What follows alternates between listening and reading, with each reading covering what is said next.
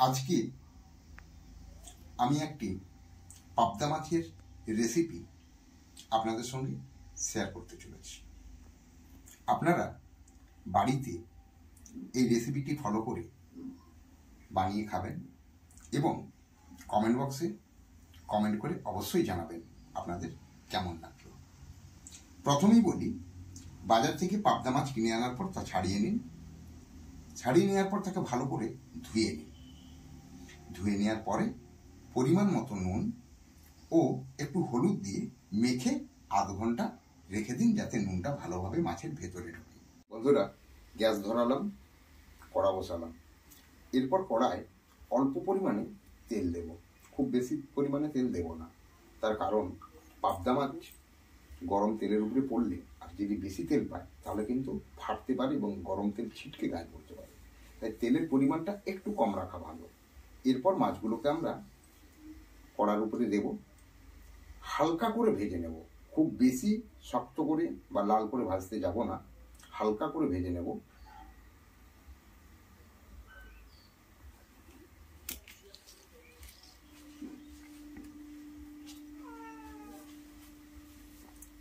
এই পাবদা, ট্যাংরা এই ধরনের মাছ ভাজার সময় সবসময় খেয়াল রাখবেন, কড়াই তেলের পরিমাণ অবশ্যই কম দিতে হবে। তার কারণ এই মাছ ভাজার সময় ফাটতে পারে আর তেল ছিটকে পড়তে পারে।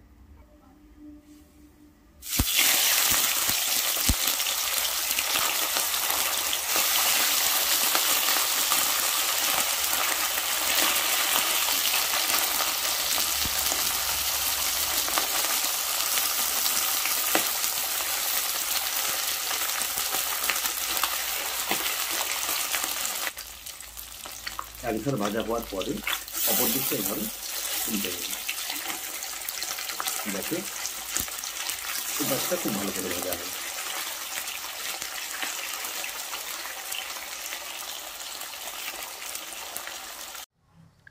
এইভাবে পাবদা মাছগুলোকে সুন্দর করে ভেজে নেব।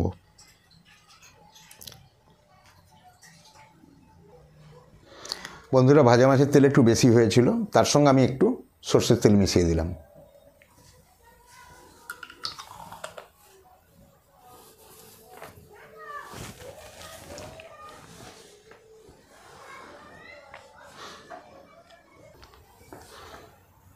তেল হালকা গরম হলে আমি সর্বপ্রথম দিচ্ছি তেলের ওপর একটু পেঁয়াজ কাটা।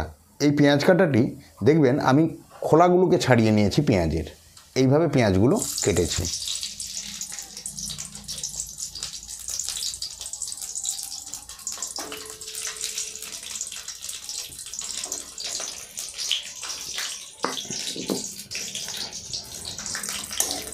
এরপর পেঁয়াজগুলোকে আমি একটু হালকা করে ভেজে নেব।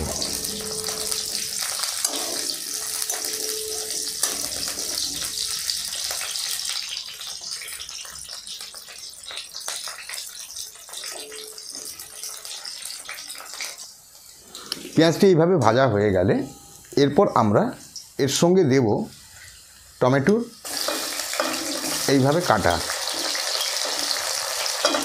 আর তার সঙ্গে আমি দেব ক্যাপসিকাম।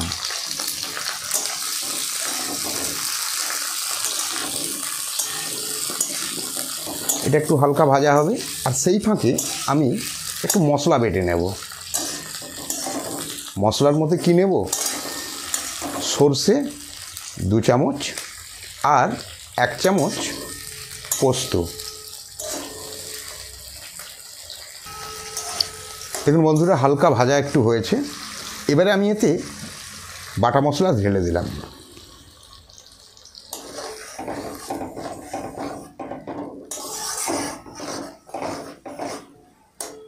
আর এই বাটা মশলা ঢালার সঙ্গে সঙ্গে আমি দেব প্রয়োজন মতো হলুদ গুঁড়ো,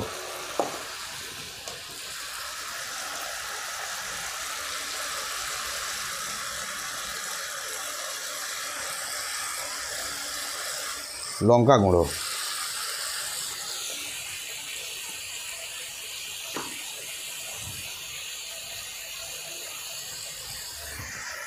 পরিমাণ মতো নুন।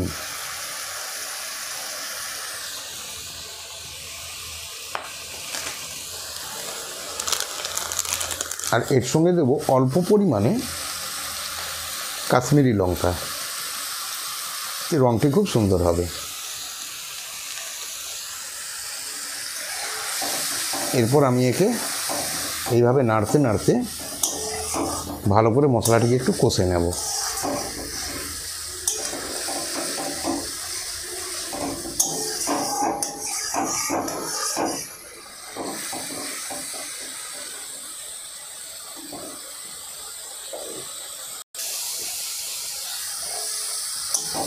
এইভাবে মাঝে মাঝে একটু জল ছিটিয়ে মশলাটাকে সুন্দর করে কষে নিতে হবে।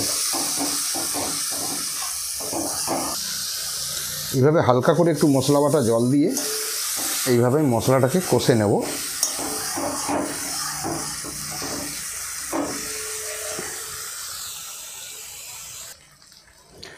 বন্ধুরা দেখুন সুন্দর কষা হয়ে গেছে, মশলা থেকে তেল ছেড়ে বেরিয়ে গেছে। এবার আমি এতে জল দেব।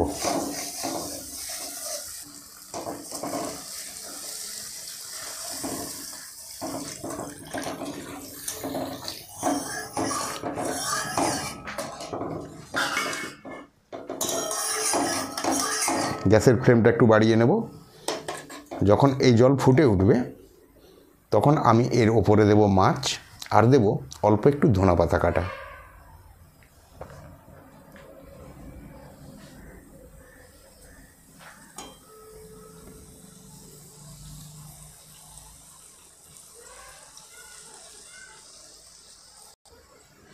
জল ফুটে উঠেছে, ভাজা পাবদা মাছ এর উপর আমি ছেড়ে দিলাম।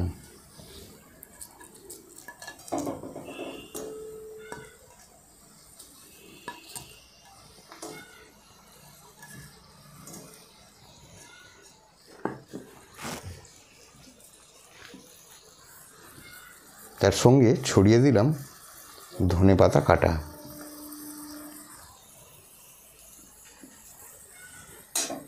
এরপর খুন্তি দিয়ে খুব হালকা হালকা করে একটু নেড়ে দেব, কারণ পাবদা মাছ খুব নরম মাছ, নাহলে মাছগুলো ভেঙে যেতে পারে।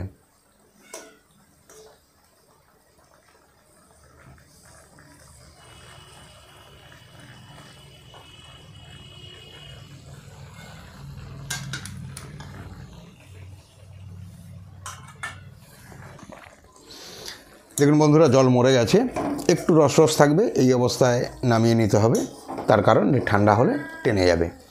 তো আজকের যে রেসিপি পাবদা মাছের তেল ঝাল, আশা করি আপনাদের ভালো লাগবে।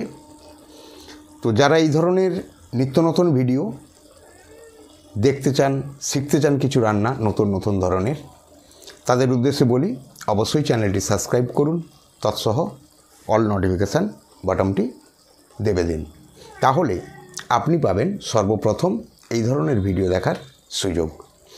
যদি এই ধরনের রেসিপি করে আপনাদের ভালো লাগে তাহলে অবশ্যই কমেন্ট বক্সে তা লিখে জানাবেন। ভালো থাকবেন, সুস্থ থাকবেন। চললাম, পরবর্তী রেসিপি নিয়ে আসছি খুব তাড়াতাড়ি, আবার আপনাদের সঙ্গে দেখা হবে।